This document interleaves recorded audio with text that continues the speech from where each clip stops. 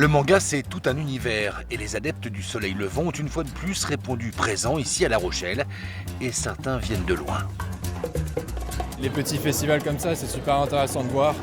Donc moi je suis de Rennes, donc on a fait 3 heures de route pour venir, pour découvrir un petit peu. On vient quand on est fan de manga, d'animé, de jeux vidéo. C'est toujours un plaisir de venir en cosplay parce que certaines personnes nous reconnaissent, d'autres non, les gens découvrent. C'est la deuxième année consécutive que l'espace Encan accueille le festival Manga Family.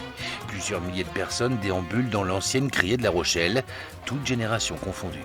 Au début, c'est arrivé avec cet aspect très violent, avec les sujets de société qui sont traités dans les mangas qui touchent la famille, l'amour, la sexualité et d'autres tabous qui sont peut-être pas forcément abordables en famille.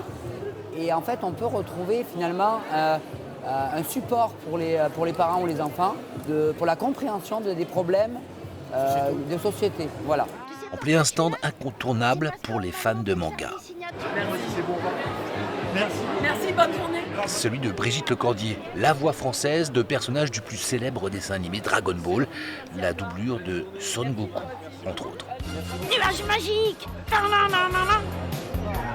L'occasion de rencontrer son public et de faire passer un message sur l'intelligence artificielle qui pourrait mettre en danger sa profession.